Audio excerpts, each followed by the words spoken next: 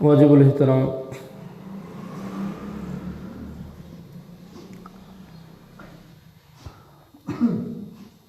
اسلامی مہینے دے مطابق رجب دا مہینہ چل رہا ہے پیا۔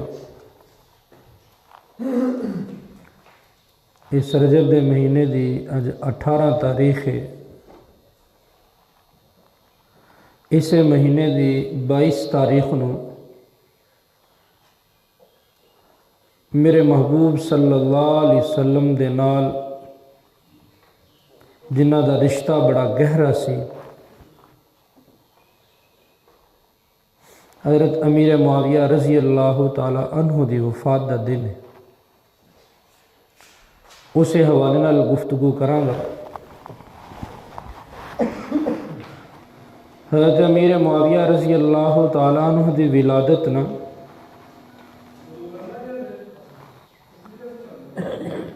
میرے محبوب صلی اللہ علیہ وسلم دے اعلان نبوت سے پہلے، اظہار نبوت سے پہلے 4 سال پہلے ہوئی۔ گویا میرے محبوب علیہ السلام دی عمر مبارک اس وقت 36 سال سی جدوں حضرت امیر معاویہ رضی اللہ عنہ دی ولادت ہوئی۔ اسلام نے آندہ واقعہ سیدنا امیر معاویہ رضی اللہ تعالی عنہ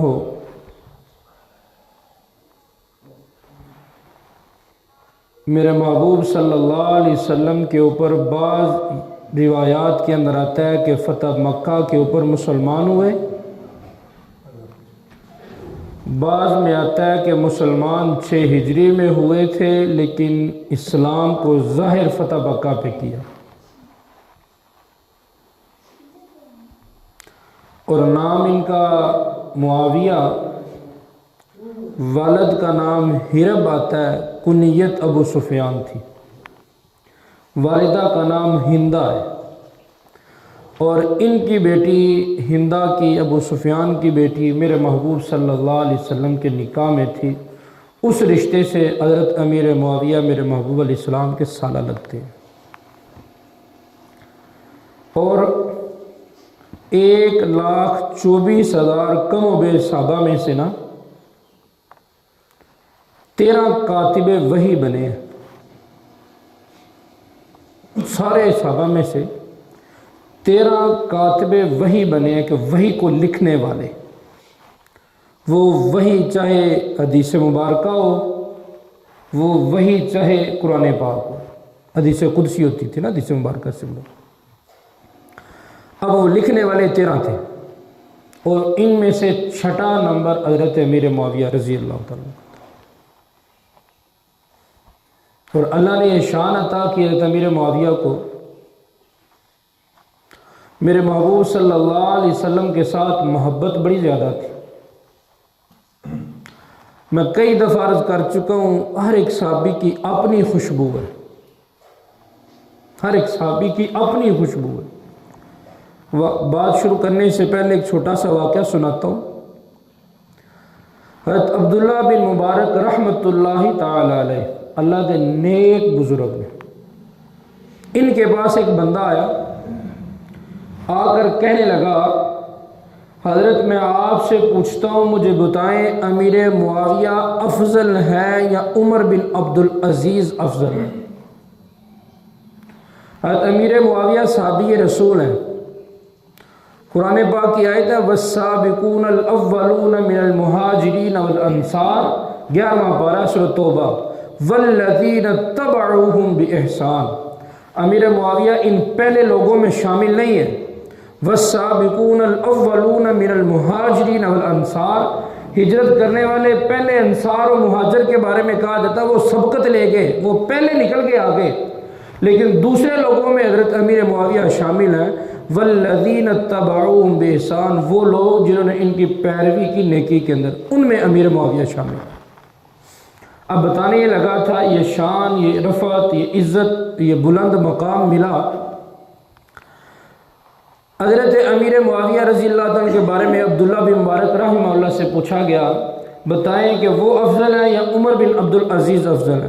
اللہ نے بڑا مقام دیا تھا عمر بن عبدالعزیز رحمہ اللہ کو، ان کے دور میں نا ثانی عمر بن خط ان کو لقب ملا ہے، ان کے دور میں عمر کا دور واپس آ گیا تھا، اتنا عدل و انصاف تھا، اتنی مہارت تھی، دور واپس آ گیا۔ پوچھنے والے نے پوچھا کہ بتائیں عمر بن عبد العزیز افضل تھے یا امیر معاویہ افضل تھے؟ جواب سنیے گا۔ حضرت عبداللہ بن مبارک فرمانے لگے تو پوچھتا کیا ہے؟ اگر میرے نبی علیہ السلام کا ادنا درجے کا صحابی، میرے محبوب کا ادنا درجے کا صحابی جہاد میں شریک ہو اور جس سواری پہ گھوڑے پہ بیٹھ کے وہ جہاد کے لیے نکلے اور اس جہاد کے اندر وہاں پہ پھر مٹی دھول اٹھے، وہ اٹھ کے اس سواری گھوڑے کی ناک میں داخل ہو، وہ مٹی سے ناک میں پھر میل بنے، اس میل سے بھی افضل نہیں ہو سکتا ایک تابعی۔ تو صحابی کی بات کرتا ہے۔ اب وہ پھر امیر معاویہ تو اعلیٰ درجے کے صحابی تھے، صحابی کی شان کو تابعی نہیں پہنچ سکتا، سارے تابعی اکٹھے ہو جائیں۔ میرے محبوب صلی اللہ علیہ وسلم نے فرمایا سارے تم اکٹھے ہو جاؤ، دنیا کے اندر جو کچھ ہے سارے کا سارا اکٹھا کر لو، کر کے زمین و آسمان کے خلا کے درمیان میں جو کچھ ہے سارا اکٹھا کر لو، سارا ترازو کے ایک پلڑے میں رکھ دو، میرے دور کے میرے صحابی کا ایک چھوٹی سی کھجور میرے رب کے راہ میں دی ہوئی کا تو مقابلہ نہیں کر سکتے۔ صحابی کی تو شان ہی بڑی اعلیٰ ہے۔ پھر امیر معاویہ رضی اللہ عنہ کی محبت سنانے لگا تھا میرے محبوب سے۔ ہمارے اس پاکستان کا واقعہ تاریخ کی کتابوں کے اندر نا، یہ بلوچستان آج کل صوبہ بلوچستان سمجھا جاتا ہے، تاریخ کی کتابوں میں اس کا نام پرانی تاریخ ٹٹولے نا، اس کے اندر بلوچستان نام نہیں ملتا، قلات کا نام ملتا ہے یا خزدار کا نام ملتا ہے، یہ دونوں شہر ضلع ہیں، یہ نام ملتے ہیں۔ یہاں پہ قلات کے اندر ایک راجہ رہا کرتا تھا، میرے نبی علیہ السلام کے دور کی بات سنا رہا ہوں۔ جب اس کو پتہ چلا نا کہ مدینے کے اندر مکے کے اندر ایسے ایسے کہ نبی انہوں نے اعلان کیا ہے مکہ مدینہ میں، تو ان کا دل چاہا جانے کو، تصدیق کروانے کے لیے کچھ لوگوں کو پہلے بھیجا، جب پتہ کر کے آؤ کہ واقعی یہ سچی بات ہے کہ جھوٹ ہے۔ اب وہ جو لوگ نکلے نا، تحفے کے طور پہ اس نے 2 چیزیں دی تھی، اس کو کہا جاتا ہے کتابوں کے اندر ملتا ہے والی قلات کے نام سے جانا جاتا ہے۔ تحفے کے طور پر 2 چیزیں دی، جن کے اندر ایک ساگوان ایک درخت تھا، اس کی لکڑی تھی، اور دوسرا تحفے کے طور پہ عربی کے اندر اس کو زنجبیل کہا جاتا ہے، اردو میں اس کو ادرک کہا جاتا ہے۔ اور یہ 2 چیزیں کو کوڑا بٹکا لیا تازہ، اس کے اندر پانی ڈالا اور یہ پھل یہ ادرک جو ہے اس کے اندر رکھا، اور دوسری لکڑی دی، کافی ساری لکڑی دی، وہ سواری پہ سوار کر تحفے کے طور پہ میرے محبوب علیہ السلام کو بھیجی۔ اور جب یہ قافلہ چلتا چلتا میرے محبوب علیہ السلام کے پاس پہنچا نا، آپ مسجد کے اندر تشریف فرما تھے، اب بیٹھے ہوئے تھے، چند صحابہ پاس تھے۔ جب آپ کے پاس یہ پھل لایا گیا نا، آپ نے کھایا، آپ نے فرمایا اللہ رب العزت نے اس پھل کے اندر 70 بیماریوں سے شفا رکھی ہے، اس ادرک کے اندر نا، فرمایا اس کے اندر 70 بیماریوں سے شفا رکھی ہے۔ آپ نے خود بھی تناول فرمایا، صحابہ جو پاس بیٹھے تھے انہوں نے بھی کھایا، اور وہ لکڑی آپ کو اتنی پسند آئی، آپ نے فرمایا اس لکڑی کو ابو ایوب انصاری رضی اللہ تعالیٰ سے کہا اس لکڑی کی نا میرے لیے چارپائی بنواؤ، میں اس میں آرام کیا کروں گا۔ قربان جو محبوب صلی اللہ علیہ وسلم کی شان پہ اس لکڑی سے، اس پاکستان سے ہمارے گئی ہوئی لکڑی سے وہ چارپائی بنوائی گئی، آپ اس پہ آرام فرمانے لگے، حتیٰ کہ بالآخر میرے محبوب علیہ السلام کا جب جنازہ اٹھایا گیا، دنیا سے پردہ کیا، اسی چارپائی سے پردہ کیا۔ اور پھر حضرت ابوبکر کا دور آیا، اتنی محبت تھی انہوں نے وہ چارپائی اپنے لیے رکھی، اسی چارپائی پر حضرت ابوبکر صدیق کا جنازہ اٹھایا گیا، پھر اسی چارپائی پر حضرت عمر رضی اللہ تعالیٰ کا جنازہ اٹھایا گیا، حضرت عمر کا عثمان کا دور آیا، اسی چارپائی کو نیلام ہونے کی باری یہی میرے محبوب علیہ السلام کی چیزوں کو نیلام کیا گیا، بولی لگی۔ یہ امیر معاویہ تھے، یہ بولی کے اندر جب بولی لگتی ہے کہتے ہیں جی میں سب سے بڑھ کے بولی لگاتا ہوں، یہ چارپائی مجھے پسند ہے، میں رکھوں گا پاس۔ 4000 درہموں کے اندر اس چارپائی کو خریدا اور خرید کے اپنے پاس رکھا، دمشق میں لے کے چلے گئے۔ عثمان کے دور کے اندر یہ شام اور اردن کے نا یہ گورنر بنے تھے، وہاں پہ لے کے گئے اور کہتے ہیں کہ امیر معاویہ کو میرے نبی سے اتنی محبت تھی، امیر معاویہ کا بھی جنازہ اسی چارپائی سے اٹھایا گیا تھا۔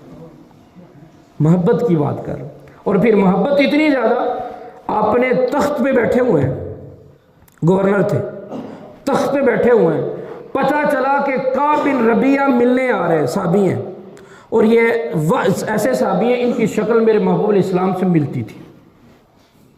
پتہ چلا کعب بن ربیعہ ملنے آ رہے ہیں، تخت سے نیچے اترے، اپنی حدود شہر سے باہر نکلے، باہر نکل کے استقبال کر رہے ہیں۔ کعب بن ربیعہ آئے، جب ملاقات ہوئی نا تو کعب بن ربیعہ کہنے لگے حضرت میں تو غلام ہوں، آپ میرے لیے استقبال اتنا؟ سننا جواب، حضرت امیر معاویہ فرمانے لگے میں تیرا استقبال نہیں کر رہا، جس سے تیری نسبت جڑی ہے ان کا استقبال کر رہا، تیری نہیں عظمت ہے لیکن جن کے ساتھ تو جڑا ہوا ان کی عظمت ہے، میں ان کو کیوں، تیری شکل میرے نبی سے ملتی ہے، مشابہت تو کھاتا ہے، میں اس وجہ سے ادب کر رہا ہوں، احترام کا۔ اور ادب کی انتہا تھی امیر معاویہ کے اندر، ادب پہ سنیے گا، بات امیر معاویہ کی شان کی چل رہی ہے اس لیے ساری باتیں کر رہا ہوں۔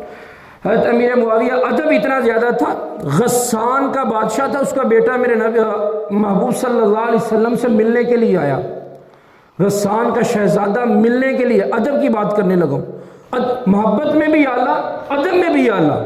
اب ملنے کے لیے آیا میرے محبوب علیہ السلام کے پاس، تھوڑی دیر بیٹھا، بیٹھنے کے بعد اٹھ کے جانے لگا، کہتا ہے اے محمد صلی اللہ علیہ وسلم کیا آپ تحفہ قبول کرتے ہیں، کیا آپ ہدیہ قبول کرتے ہیں؟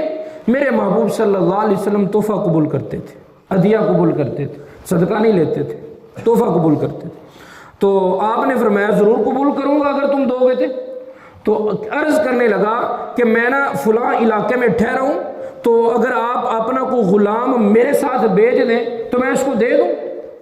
آپ نے میں اچھا، اور اس وقت دیکھا آس پاس تو امیر معاویہ بیٹھے ہوئے تھے اور کوئی ملا نہیں۔ آپ نے معاویہ جب اس کے ساتھ کوئی تحفے دے گا لے کے آنا، اور عرب کی گرمی جو ہو کے آئے یا رہتے ہیں ان کو تو پتہ ہے عرب کی گرمی کتنی سخت ہے۔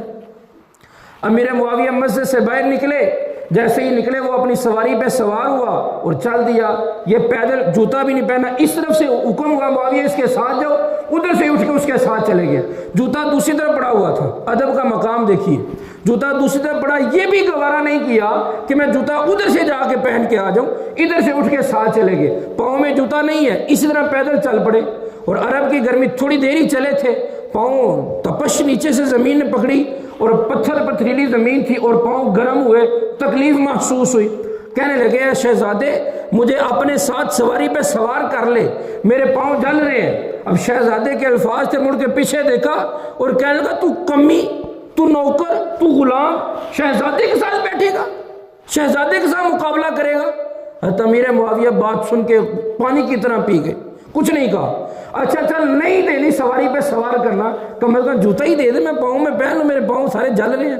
کہ تجھے میری شان نہیں ہے کہ میں تجھے جوتا دوں، میرا جوتا تیرے لائق نہیں ہے، سارا کچھ برداشت کیا، کمی کا، نوکر کا، غلام کا برداشت کیا، چلے ساتھ۔ 6 میل دور جانا تھا، وہاں پہ پہنچے، سامان اٹھایا، 6 میل واپس 12 میل کا سفر کر کے جب کائنات کے سردار کے سامنے تحفے رکھے گئے نا تو آپ نے پوچھا کیسے جانا ہوا؟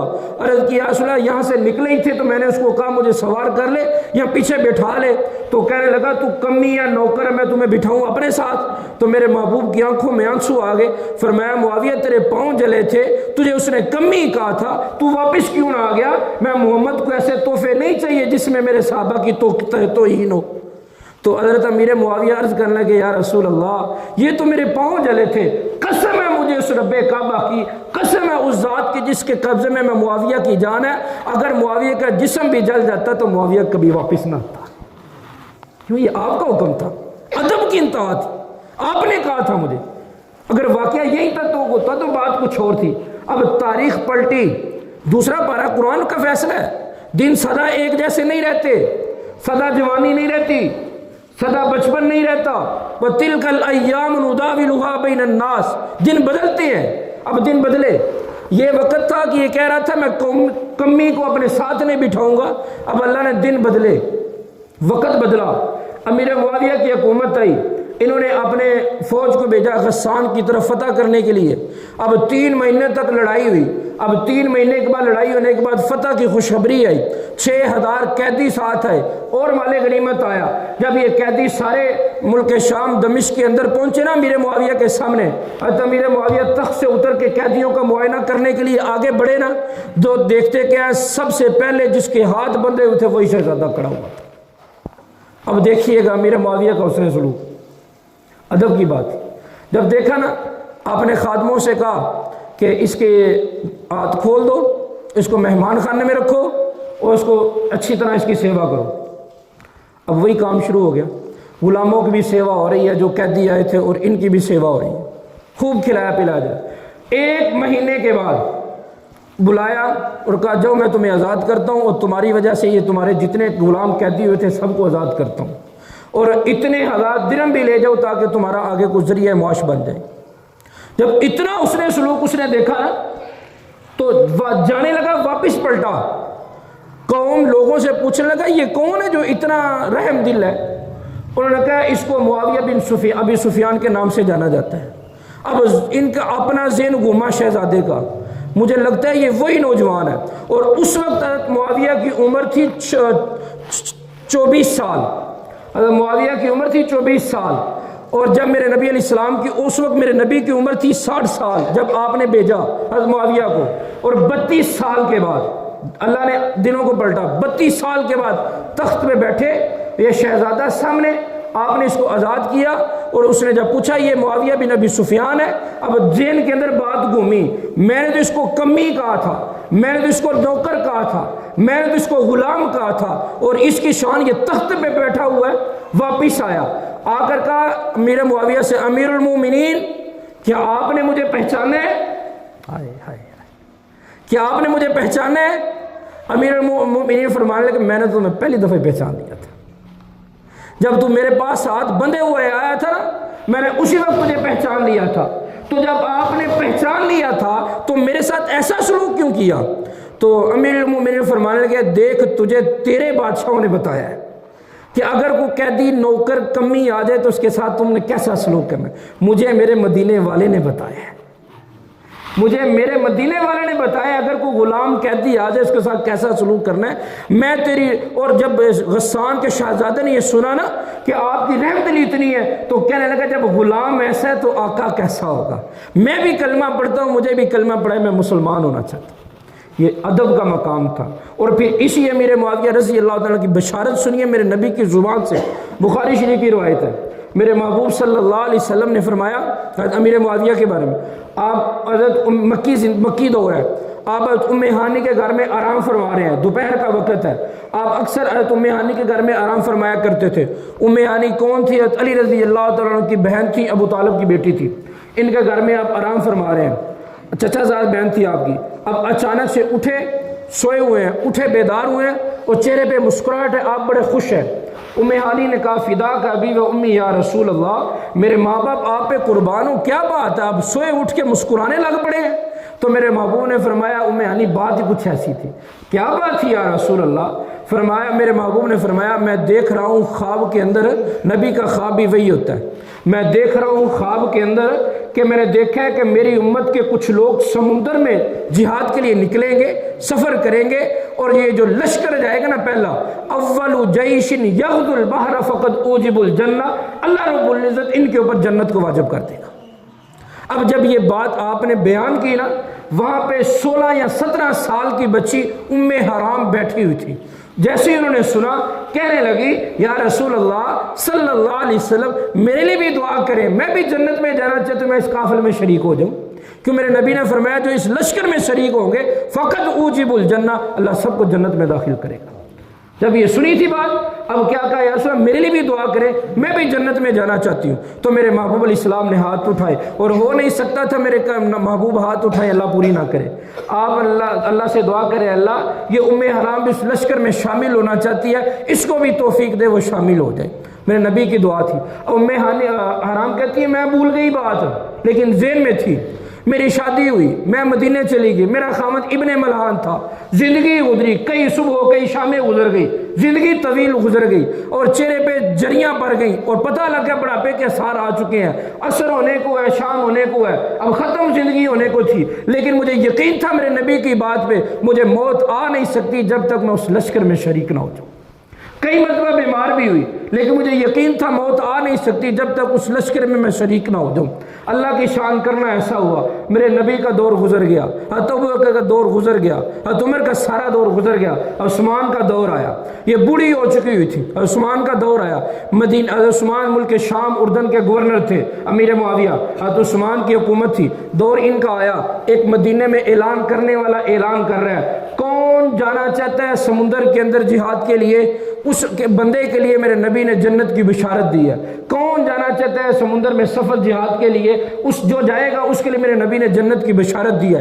جیسے ہی حرام کے کان میں یہ الفاظ پڑے، فوراً سے اٹھ پڑی، کہا یہ موقع آ گیا۔ میرے نبی نے فرمایا تھا، یہ اس حدیث کی راویہ میں حرام خود ہوں۔ اپنے خاوند سے کہا چلو اٹھو تیاری کرو۔ کہا کیوں، کیا ہوا؟ چلو ہم بھی اس لشکر میں شریک ہو جائیں، جنت کے حقدار بن جائیں، چلو اس لشکر میں شریک ہو جائیں، جنت کے حقدار بن جائیں۔ اب کیا ہوا، حرام اپنے خاوند کو لے کے اب وہاں سے نکل کے ملک شام میں پہنچی ہیں۔ امیر معاویہ تخت میں ہے، بات تو مختصر کرنے لگا ہوں، امیر معاویہ تخت میں ہے، اب یہ بوڑھی اماں ہو چکی ہوئی ہیں، اب وہاں پہ جوانوں کی ضرورت تھی، بوڑھوں کی تو جہاد میں ضرورت ہی نہیں تھی۔ اب جیسے ہی اعلان ہوا، یہ کہتی ہے مجھے چھوڑو، میں معاویہ کے پاس جانا چاہتی ہوں۔ اماں تجھے کام کیا ہے؟ مجھے چھوڑو، میں معاویہ کے پاس جانا چاہتی ہوں۔ اماں کام تو بتا۔ کام معاویہ کو ہی بتاؤں گی، میں بھی لشکر میں جاؤں گی۔ اماں تیرا وہاں کی پہ کیا کام؟ حرام بوڑھی ہو چکی ہیں، اماں تیرا وہاں پہ کیا کام ہے؟ چھوڑو، میرے نبی نے مجھے بشارت دی اور کہا میں جاؤں گی۔ اب جیسے ہی سامنے آئی نا، حضرت معاویہ سے کہا امیر المومنین، جو آپ حدیث بیان کر رہے ہیں نا لشکر میں جانے کے لیے سمندر کے اندر، اس حدیث کی راویہ میں حرام خود ہوں، اور میں نے نبی علیہ الصلوۃ والسلام سے سنا، اول جیش یغزو البحر فقط اوجب الجنہ، جو اس لشکر میں، جو پہلا لشکر جو اس لشکر میں شریک ہوگا، جو سمندر کے اندر بحری بیڑوں میں سفر کر کے جہاد کے لیے جائے گا، فقط اوجب الجنہ، اللہ نے اس کے اوپر جنت کو واجب کر دیا۔ امیر معاویہ کے یہ سننا تھا، آنکھیں چھم چھم برس پڑیں اور رو کر کہنے لگے، معاویہ تجھے کیا پتا تھا تیرے نبی تیرے بارے میں جنت کی بشارت دے گیا؟ معاویہ تجھے کیا پتا تھا تیرے نبی تیرے بارے میں جنت کی بشارت دے گی؟ کیوں؟ انہی کی حکومت میں تو جا رہا تھا، یہ لشکر کے امیر تھے، انہی کی حکومت میں یہ لشکر گیا۔ میرے نبی علیہ السلام نے فرمایا تھا، اول جیش یغزو البحر، اور جس کے بارے میں نبی جنت کی بشارتیں دے کر چلا دے، کیا شان ہوگی اس کی؟ یہ امیر بنے تھے اس لشکر کے۔ حرام بھی اس لشکر میں شریک ہوئی تھی، کہا چلو میں کچھ اور نہیں کرتی تو روٹیاں ہی پکاتی رہوں گی جہاد والوں کے لیے۔ بہرحال لشکر میں گئی تھی، میرے نبی کی زبان سے نکلی بات تھی۔ بات ساری کرنے کا خلاصہ یہ تھا کہ 22 رجب کو امیر معاویہ رضی اللہ تعالیٰ کی وفات آ رہی ہے، اسی حوالے سے گفتگو شان بیان کی ہے۔ اللہ عمل کی توفیق عطا فرمائے۔ وما علینا الا البلاغ۔